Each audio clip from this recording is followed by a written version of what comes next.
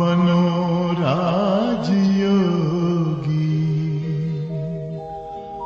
मेरे प्यारो बनो राजयोगी। राजयोगी बनो राजयोगी।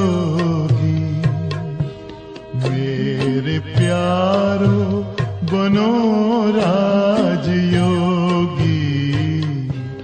राजयोगी बनो राजयोगी।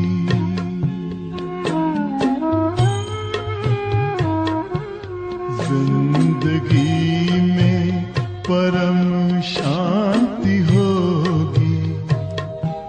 मेरे प्यारो बनो राजयोगी। राजयोगी बनो राजयोगी।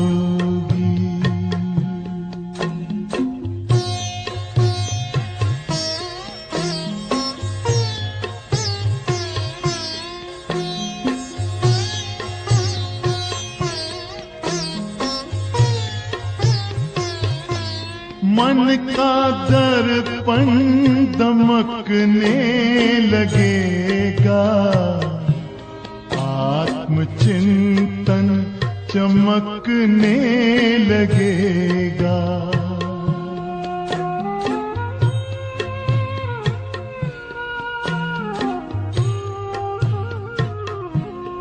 मन का दर्पण दमकने लगेगा। आत्मचिंतन चमकने लगेगा। ओम शांति। आज की मुरली है 12 नवंबर 2025 की। बाबा कहते, मीठे बच्चे, तुम ड्रामा के खेल को जानते हो, इसीलिए शुक्रिया मानने की भी बात नहीं है। आज का प्रश्न, सर्विसेबल बच्चों में कौन सी आदत बिल्कुल नहीं होनी चाहिए? उत्तर है मांगने की। तुम्हें बाप से आशीर्वाद या कृपा आदि की मांगने की जरूरत नहीं है। तुम किसी से पैसा भी नहीं मांग सकते। मांगने से मरना भला। तुम जानते हो ड्रामा अनुसार कल पहले जिन्होंने बीज बोया होगा वह बोएंगे। जिनको अपना भविष्य उच्च पद बनाना होगा वह जरूर सहयोगी बनेंगे। तुम्हारा काम है सर्विस करना। तुम किसी से कुछ मांग नहीं सकते। भक्ति में मांगना होता है, ज्ञान में नहीं। आज का गीत है मुझको सहारा देने वाले। ओम शांति। यह बच्चों के अंदर से शुक्रिया अक्षर बाप, टीचर, गुरु के लिए नहीं निकल सकता, क्योंकि बच्चे जानते हैं यह खेल बना हुआ है।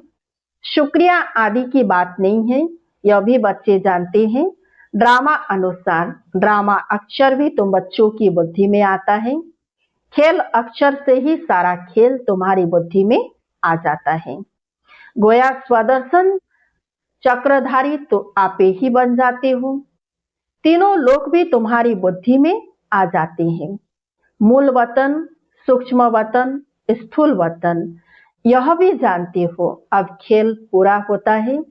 बाप आकर तुमको त्रिकालदर्शी बनाते हैं। तीनों कालों, तीनों लोकों, आदि मध्य अंत का राज समझाते हैं। काल समय को कहा जाता है। यह सब बातें नोट करने बगैर याद नहीं रह सकती। तुम बच्चे तो बहुत पॉइंट्स भूल जाते हो। ड्रामा की ड्यूरेशन को भी तुम जानते हो। तुम त्रिनेत्री त्रिकालदर्शी बनते हो। ज्ञान का तीसरा नेत्र मिल जाता है। सबसे बड़ी बात है कि तुम आस्तिक बन जाते हो, नहीं तो निधन के थे। यह ज्ञान तुम बच्चों को मिल रहा है। स्टूडेंट की बुद्धि में सदैव नॉलेज मंथन होती है। यह भी नॉलेज है ना। उच्च से उच्च बाप ही नॉलेज देते हैं ड्रामा अनुसार। ड्रामा अक्षर भी तुम्हारे मुख से निकल सकता है। सो भी जो बच्चे सर्विस में तत्पर रहते हैं, अभी तुम जानते हो हम अर्फन हैं। अब बेहद का बाप धनी मिला है तो धन के बने हैं। पहले तुम बेहद के अर्फन थे। बेहद का बाप बेहद का सुख देने वाला है और कोई बाप नहीं जो ऐसा सुख देता हो। नई दुनिया और पुरानी दुनिया यह सब तुम बच्चों की बुद्धि में है, परंतु औरों को भी यथार्थ रीति समझाएं, इस ईश्वरीय धंधे में लग जाएं। हर एक के सर्कमस्टांस अपने अपने होते हैं। समझा भी वह सकेंगे जो याद की यात्रा में होंगे। याद से बल मिलता है ना। बाप है ही जोहरदार तलवार। तुम बच्चों को जोहर भरना है। योग बल से विश्व की बादशाही पाते हो। योग से बल मिलता है, ज्ञान से नहीं। बच्चों को समझाया है नॉलेज सोर्स ऑफ इनकम है। योग को बल कहा जाता है। रात दिन का फर्क है। अब योग अच्छा या ज्ञान अच्छा? योग ही नामी ग्रामी है। योग अर्थात बाप की याद। बाप कहते हैं इस याद से ही तुम्हारे पाप कट जाएंगे। इस पर ही बाप जोर देते हैं। ज्ञान तो सहज है। भगवानुवाच मैं तुमको सहज ज्ञान सुनाता हूँ। 84 के चक्र का ज्ञान सुनाता हूँ। उसमें सब आ जाता है। हिस्ट्री ज्योग्राफी है ना। ज्ञान और योग दोनों है सेकंड का काम। बस हम आत्मा है, हमको बाप को याद करना है। इसमें मेहनत है। याद की यात्रा में रहने से शरीर की जैसे विस्मृति होती जाती।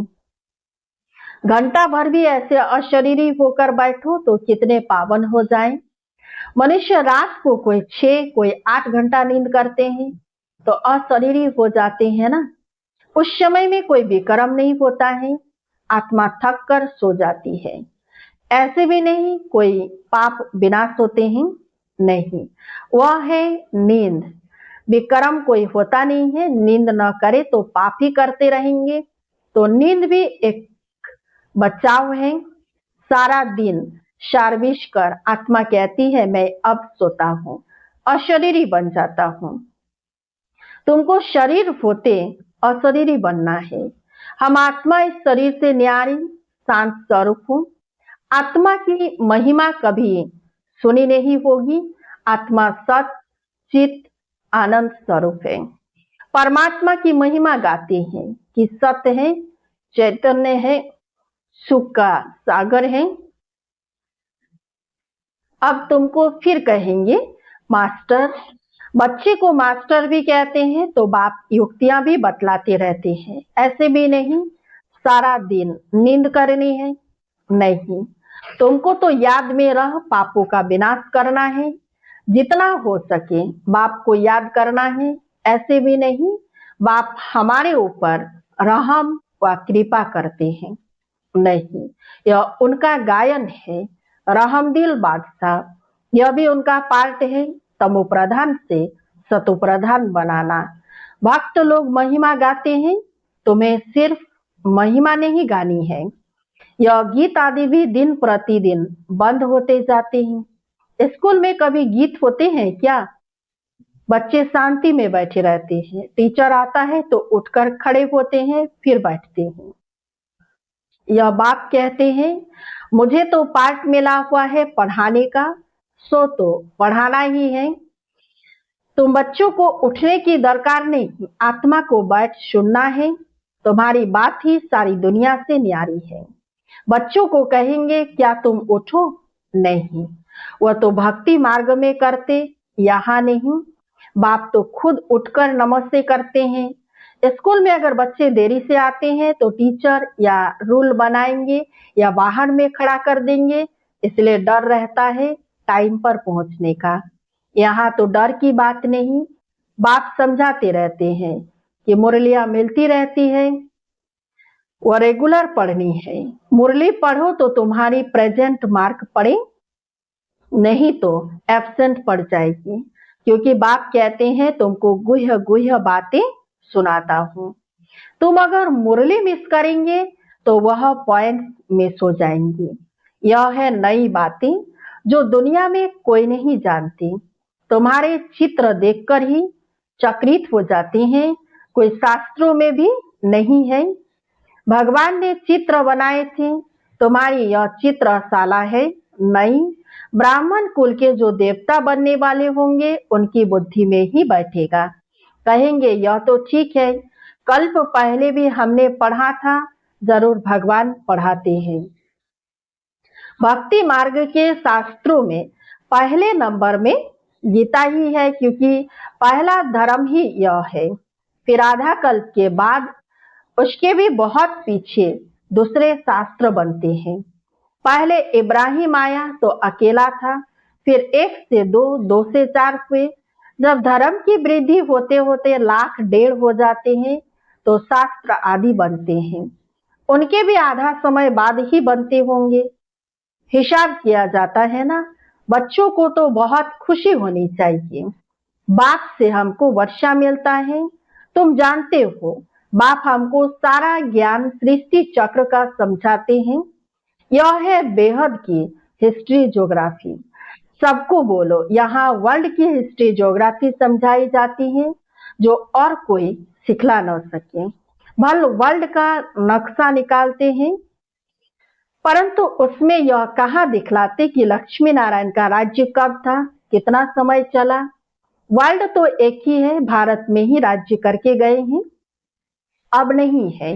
यह बातें किसी की भी बुद्धि में नहीं है। वो तो कल्प की आयु ही लंबी लाखों बरस कह देते हैं, तो मीठे मीठे बच्चों को कोई जास्ती तकलीफ नहीं देते। बाप कहते हैं पावन बनना है। पावन बनने के लिए तुम भक्ति मार्ग में कितने धक्के खाते हो। अब समझते हो धक्के खाते खाते 2500 वर्ष गुजर गए। अब फिर बाबा आया है, फिर से राज्य भाग्य देने। तुमको यही याद है, पुरानी से नई और नई से पुरानी दुनिया जरूर होती है। अभी तुम पुराने भारत के मालिक हो ना, फिर नए के मालिक बनेंगे।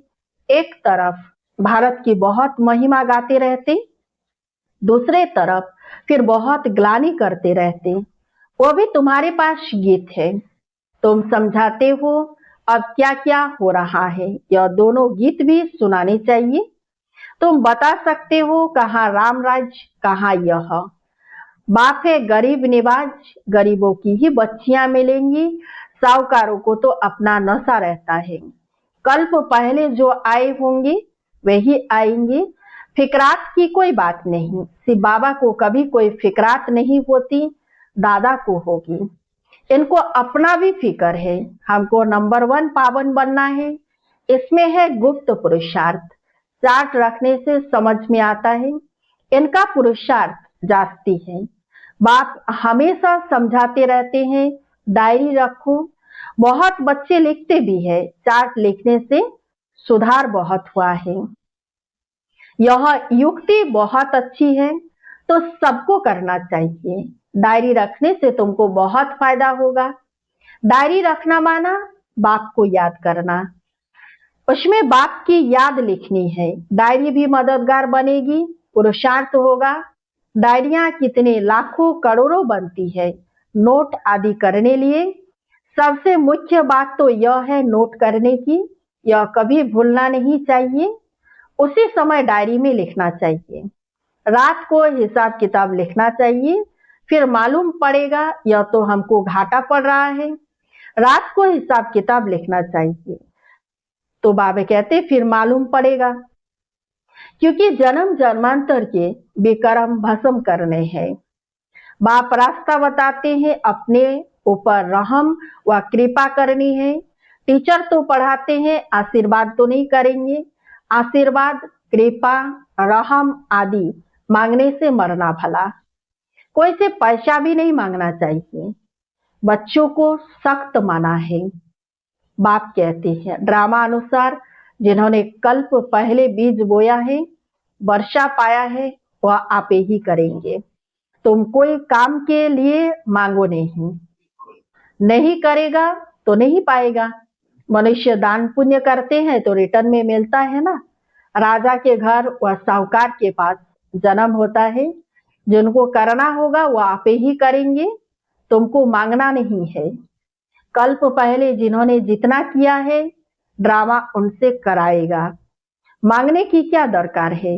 बाबा तो कहते रहते हैं, हुंडी भरती रहती है सर्विस के लिए। हम बच्चों को थोड़े ही कहेंगे पैसा दो।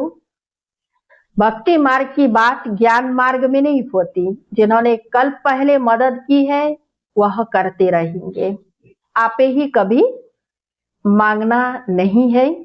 बाबा कहते बच्चे चंदा चीरा तुम इकट्ठा नहीं कर सकते, यह तो सन्यासी लोग करते हैं। भक्ति मार्ग में थोड़ा भी देते हैं उसका रिटर्न में एक जन्म के लिए मिलता है, यह फिर है जन्म जन्मांतर के लिए। तो जन्म जन्मांतर के लिए सब कुछ दे देना अच्छा है ना। इनका तो नाम भोला भंडारी है। तुम पुरुषार्थ करो तो विजय माला में पिरोए जा सकते हो। भंडारा भरपूर, कालकंटक दूर है। वहां कभी अकाली मृत्यु नहीं होती। यहाँ मनुष्य काल से कितना डरते हैं, थोड़ा कुछ होता है तो मौत याद आ जाता है। वहां यह ख्याल ही नहीं तुम अमरपुरी में चलते हो, यह अच्छी छी मृत्यु लोक है। भारत ही अमर लोक था, अब मृत्यु लोक है। तुम्हारा आधा कल्प बहुत छी पास हुआ है, नीचे गिरते आए हो। जगन्नाथपुरी में बहुत गंदे गंदे चित्र हैं।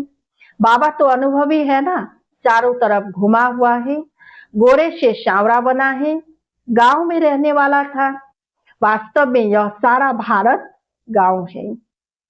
तुम गांव के छोरे हो, अब तुम समझते हो हम विश्व के मालिक बनते हैं।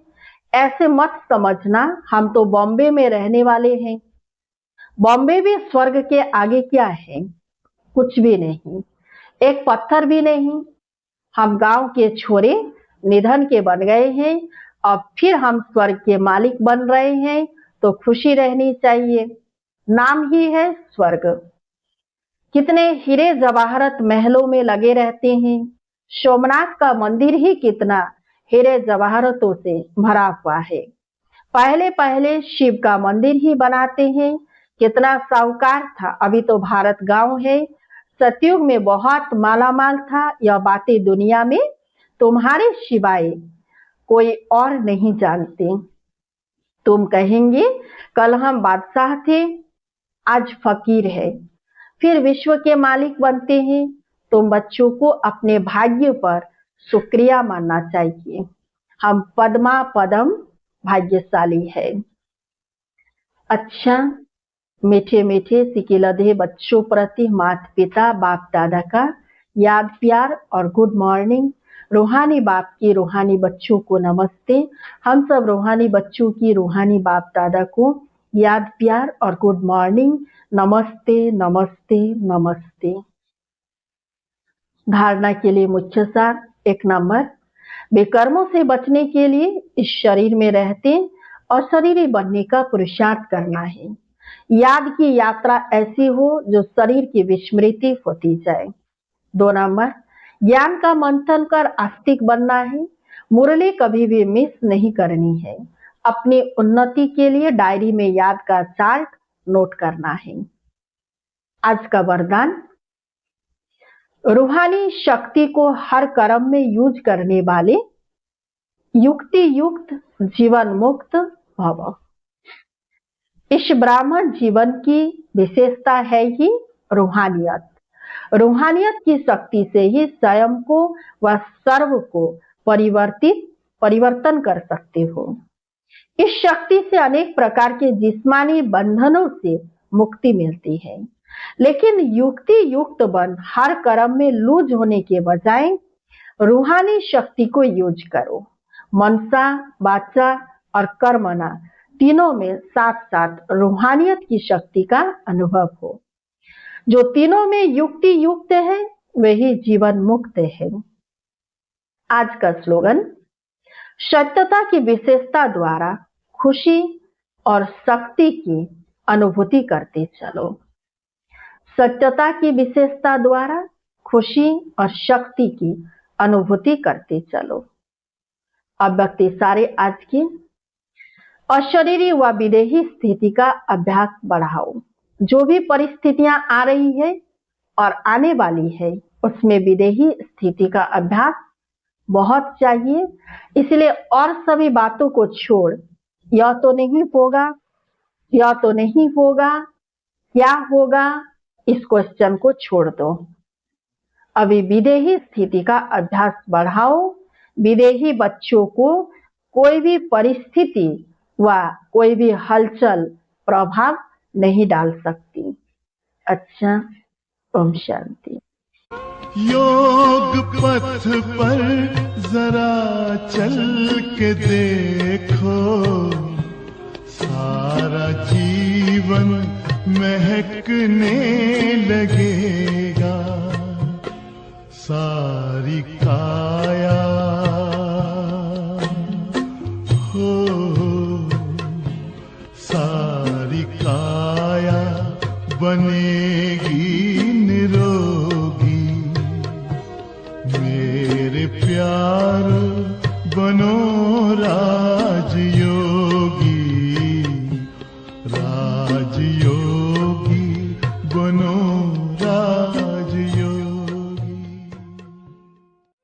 योग मानव को संयम सिखाता, संतुलन आचरण में लाता। आत्मा और परमात्मा का ये मिलन हर घड़ी है कराता। योग महिमा हो, योग महिमा कभी कम न होगी। मेरे प्यारो बनो राजयोगी, जिंदगी में परम शांति होगी। मेरे प्यारो बनो राजयोगी।